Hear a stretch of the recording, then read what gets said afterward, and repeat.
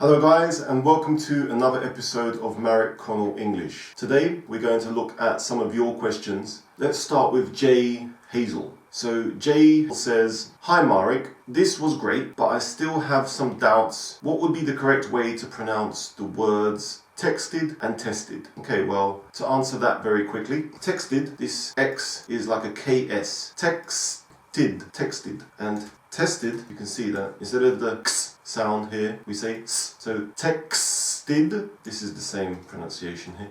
Texted and tested. Okay, so I hope that answers your question. I got an email from Glenys Lizano Morietta. She's asked me to explain the difference between using very and so in sentences. Now, students make a lot of mistakes with this. So in Spanish, so is basically done and very is muy. So if you use so, generally you're going to want to add some justification. And also, so is used for emphasis. So can also be then, as you just heard me say a moment ago, so you can say. So in that context, so is like therefore or then, entonces. So if we're using so to talk about emphasis, I can say a Bugatti Veyron is so expensive that very few people can afford it. So the final part of the sentence, that very few people can afford it, it justifies what I have said before. It is so expensive that, and now we explain. We generally don't say so expensive or it's so interesting without justification unless we are emphasizing. Me and my girlfriend watched Gods of Egypt yesterday, and it's so bad. It's such a bad film. So I'm saying so bad, but I'm not explaining anything else.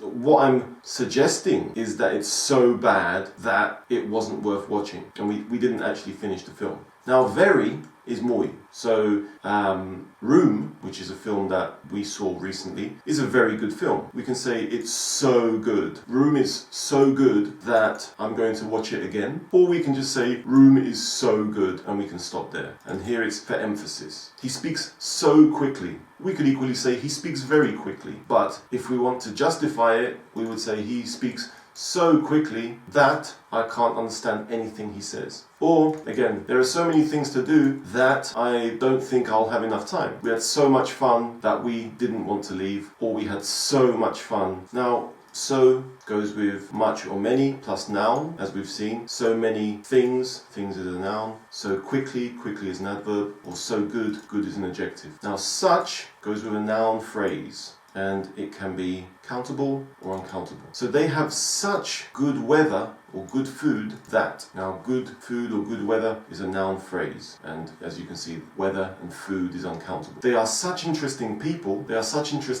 that people is countable. Now, we could say the weather is so good, or the food is so good, emphasis. Or we can say the weather is so good that. Or we can say the people are so interesting, but they are such interesting people that. And also we have the option of saying it's such a nice town, city, film. So for example, it's such a nice photo, or he's such an idiot. This should be an, because this starts with a vowel. Such an idiot. Okay, Glenys, I hope that answers your questions. Glenys also asked about the order of adjectives.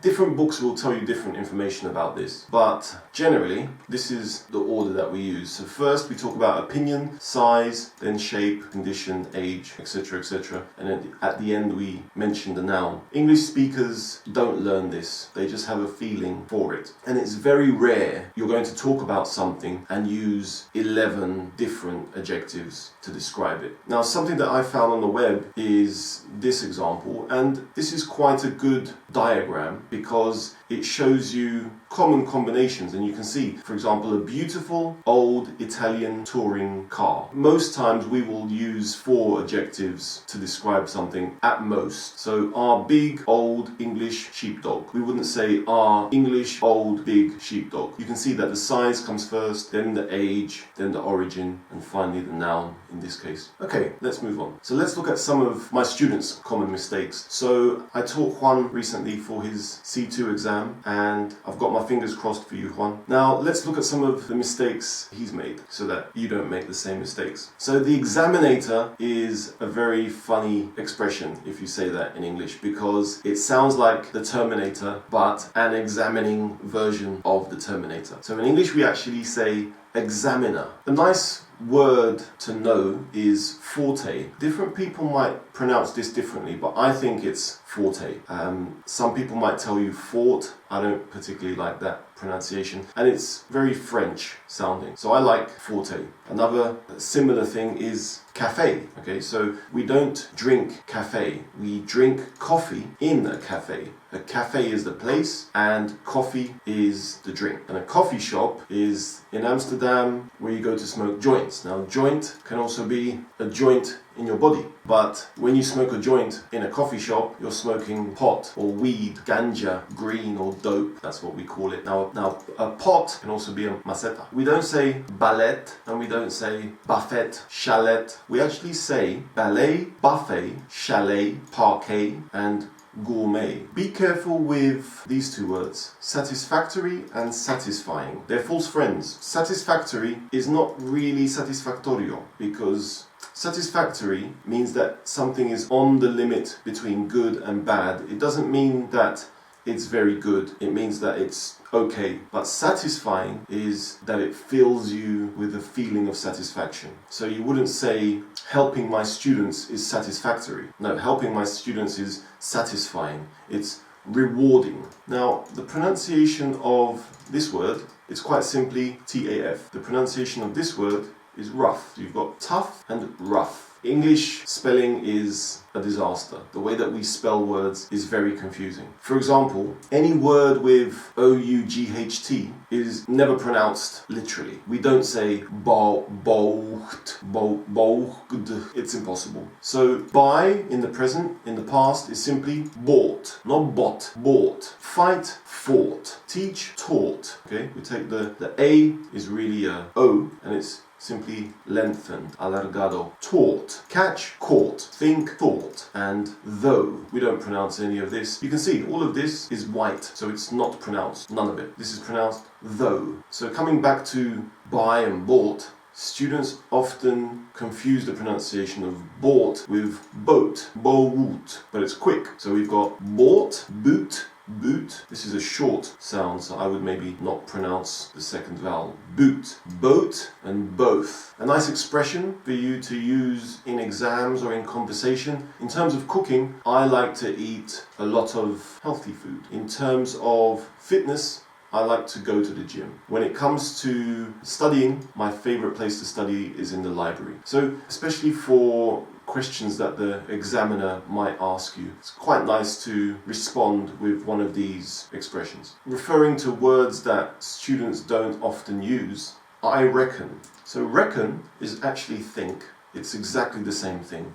Maybe it's a bit more colloquial, I don't know, but you can use it in the exact same way as I think. So I reckon that it's going to rain. I reckon that you're going to watch this video until the end. I reckon that it's important to practice a lot if you want to perfect something. Now, flour, the kind of flour that you use to make bread, is written differently but pronounced exactly the same as the kind of flour that you pick and you smell, like a rose, for example. It's exactly the same pronunciation. Flour and flour. We don't say oven, we say oven. This is an A, this is an E. Oven. We don't say onion, we say onion. Onion.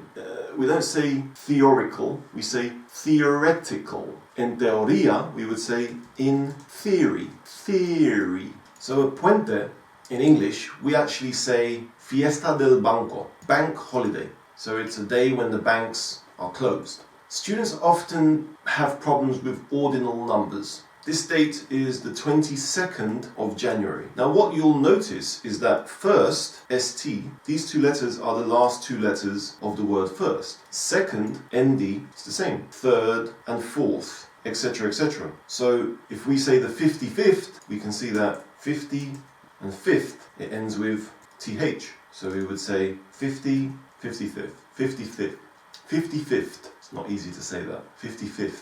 Students often make mistakes with the pronunciation of this word. It's laugh, laugh. It's the same as staff, laugh and staff. I always explain to my students that when they think about laugh, they should think about an opera singer. La. So we have laugh, staff, and the graph. Graph, these are different types of graphs. So you've got a pie chart, a table, and a line graph. All of these are graphs, or tables, you could say. The pronunciation of this word is student or student. So it could be student or student, you choose. Ritmo in English is rhythm, rhythm. So whenever you have a word with ism at the end, it's always ism, realism, communism.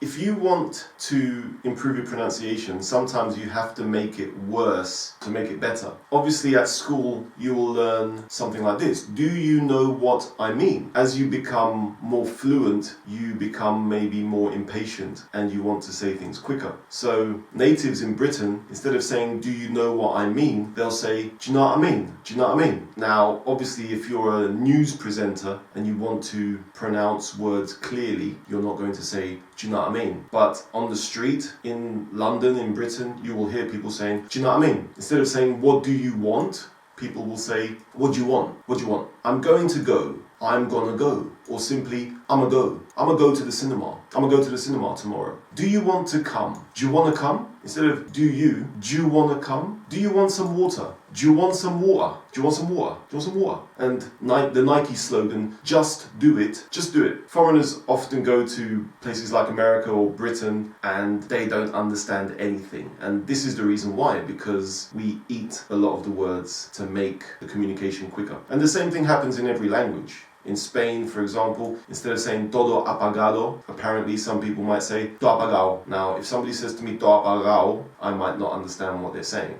So it's something that you just have to get used to, accustomed to, and you have to practice. Now, in English, old is 100 years old, or 70, 80, 90 years old. That's old. But ancient is many centuries old. Mummies, Egypt, the pyramids, the Mayans, they're ancient. But in English, we don't say an ancient person. No, we say an old person. A quick way to improve your pronunciation is to pronounce these kinds of words properly. It's not discover, it's discover. It's not love, it's love. This is pronounced laugh, dove, cover, glove. Inundación in English is flood. And in the same way, sangre is blood. No blood, no blood, blood. We don't say com, we say come. We don't say som, we say some. We don't say son, we say sun.